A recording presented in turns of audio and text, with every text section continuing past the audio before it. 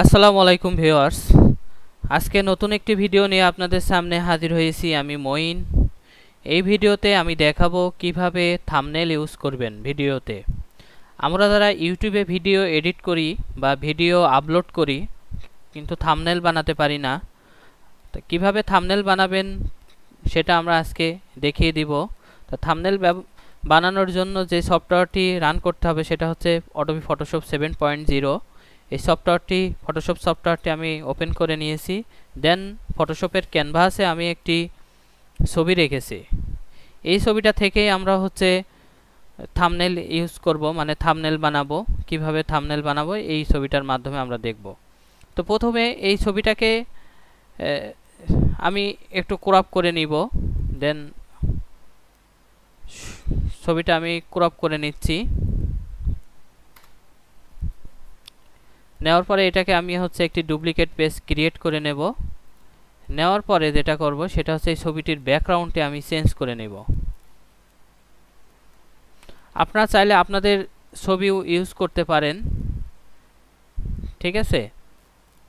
তো আমি এখানে ছবিটির ব্যাকগ্রাউন্ড চেঞ্জ করে নিলাম।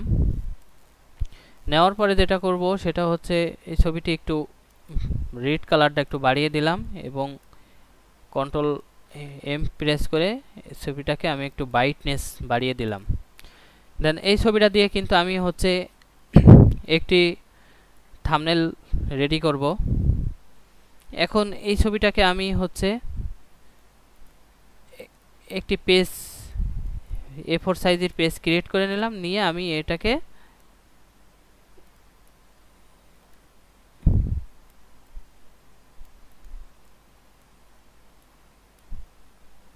দিয়ে আমি হচ্ছে A4 সাইজের পেজে সাজাই দিলাম।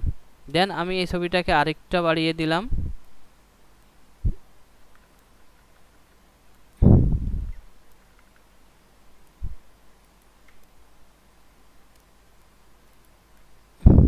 দেন এখান থেকে আমি আরো একটি পেজ এভাবে বাড়িয়ে নিলাম। এখান থেকে আরেকটা বাড়িয়ে নিলাম। নিয়ে আপনি কিসের উপরে থাম্বনেল করবেন সেটা আপনার আগে বিবেচনা করতে হবে। ধরেন এই থাম্বনেলটি আমি তৈরি করব ফটোশপের উপরে, ঠিক আছে। তো ফটোশপ থেকে থাম্বনেল করতে গেলে আমাকে যেটা করতে হবে সেটা হচ্ছে এই যে এখানে স্নিপিং টুলটা হচ্ছে সিলেক্ট করতে হবে। দেওয়ার পরে এখানে নিউ এটা প্রেস করে দিয়ে আমি হচ্ছে সুন্দর করে এই যে স্নিপিং টুল দিয়ে আমি এটা সিলেক্ট করে নিলাম। দেন কিন্তু আমার থাম্বনেলের 75% কাজ কিন্তু হয়ে গেছে। এখন এই ছবিটা আমি ডেস্কটপের উপরে সেভ করে নিব।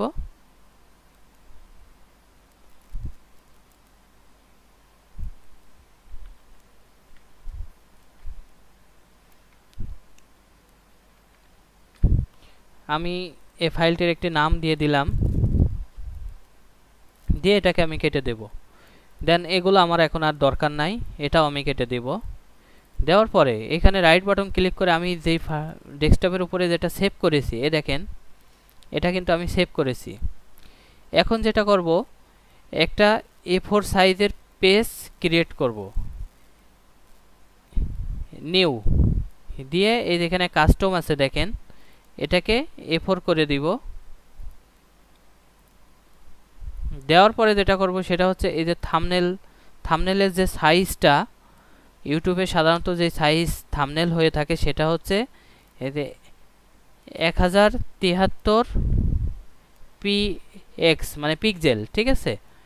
আর হাইট হচ্ছে 568 px।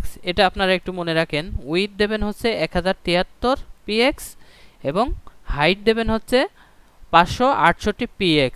আর রেজুলেশনটা সাধারণত 300ই থাকে, আপনার 300 দিয়ে নেবেন। নিয়ে এবার এই যে সাদা পেজটাকে এই যে হচ্ছে ক্রপ টুল দিয়ে কেটে নেবেন। দেন আমি একটু কেটে নিচ্ছি। নেওয়ার পরে ইন্টার প্রেস করব। করার পরে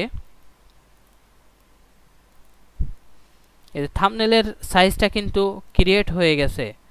এখন যেটা করব, যেই ছবিটিতে আমরা স্ন্যাপিং টুল দিয়ে সিলেক্ট করছিলাম সেভ করছিলাম সেই ছবিটি নিয়ে আসবো। নিয়ে আসার পরে এই যে মুভ টুল আছে, এই মুভ টুলটি ধরে আমরা এই সাইজের উপরে সুন্দর করে বসায় দিব।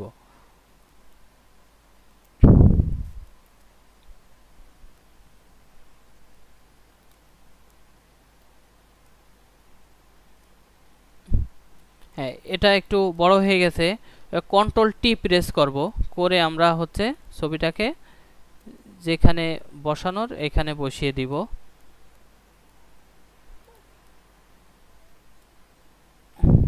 দেখেন আমি একটু জুম আউট করে নিলাম। এই যে নিয়ে এবার আমি হচ্ছে এটাকে একটু বাড়িয়ে দিলাম, আর শিপ চেপে এটাকে একটু বাড়িয়ে দিলাম। আর উপরের অংশটুকু না আমরা ফাঁকা রাখলাম, ওইখানে আমরা হচ্ছে থাম্বনেলের মানে আপনার ভিডিওর বিস্তারিত সম্পর্কে লিখে দিব। ধরেন আমি এখানে লিখে দিলাম, এই যে ফাঁকা অংশ আছে এখানে আমি লিখে দিব। লেখার অপশনটি আপনার বিজয় সফটওয়্যারটি ইনস্টল করে নেবেন, নিয়ে বিজয় ক্লাসিকটা সিলেক্ট করে দিয়ে লেখার অপশন হচ্ছে আগে হচ্ছে এখানে সুতনি এমজি নিয়ে আসবেন, SUT।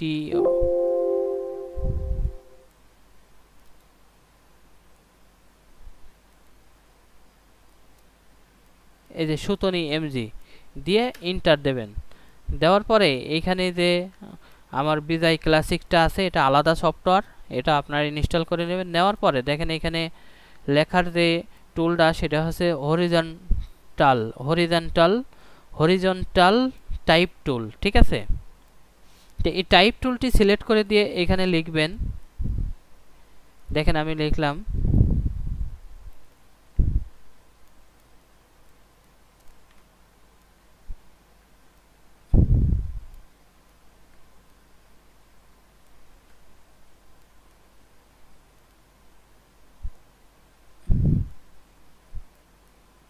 এখন এটাকে আমি একটু কালার চেঞ্জ করে দিই।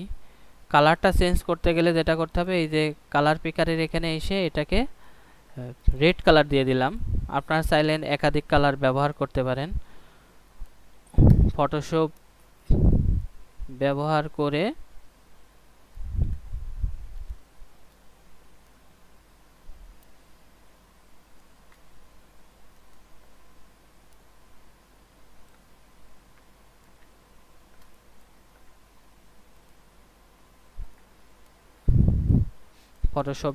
করে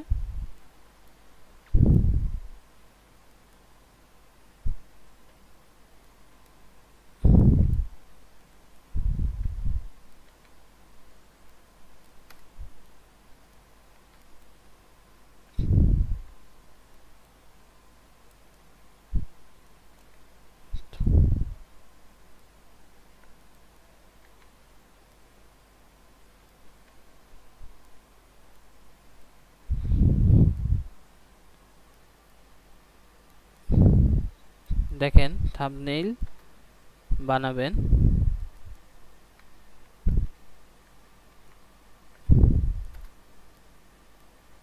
খুব সহজে।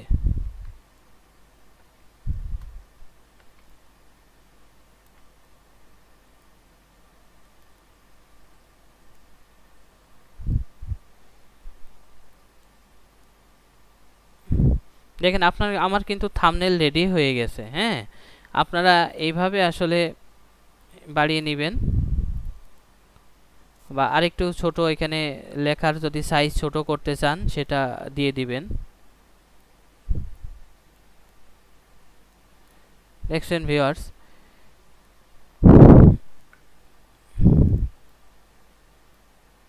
হয়ে গেছে, ঠিক আছে।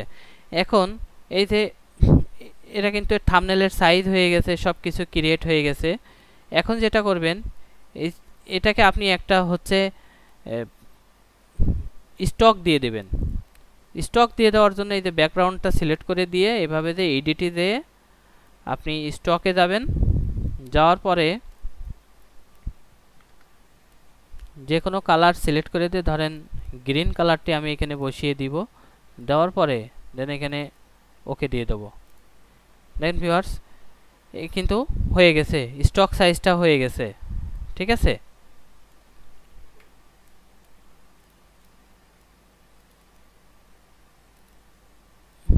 স্টক সাইজটা কিন্তু হয়ে গেছে। তো এই ছিল মূলত কিভাবে ফটোশপ ব্যবহার করে আপনারা হচ্ছে এই থাম্বনেল ইউজ করবেন, ঠিক আছে, মানে থাম্বনেল বানাবেন কিভাবে ফটোশপ দ্বারা সেটা আপনাদের সামনে আজকে তুলে ধরলাম। তো এটাকে আপনি একটা ডুপ্লিকেট পেজ ক্রিয়েট করে নেওয়ার পরে এটা আপনি সেভ করে রাখলেন।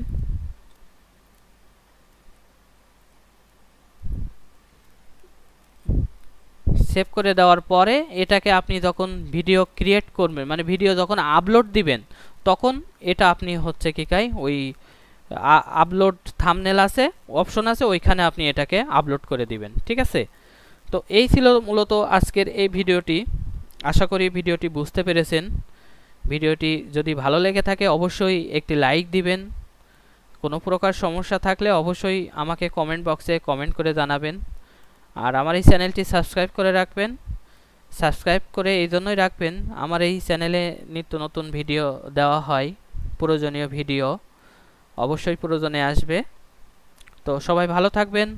নেক্সট পরবর্তী ভিডিও নিয়ে আপনাদের সামনে আবার হাজির হব ইনশাল্লাহ। আজ এই পর্যন্তই। সবাই ভালো থাকবেন। আসসালামু আলাইকুম।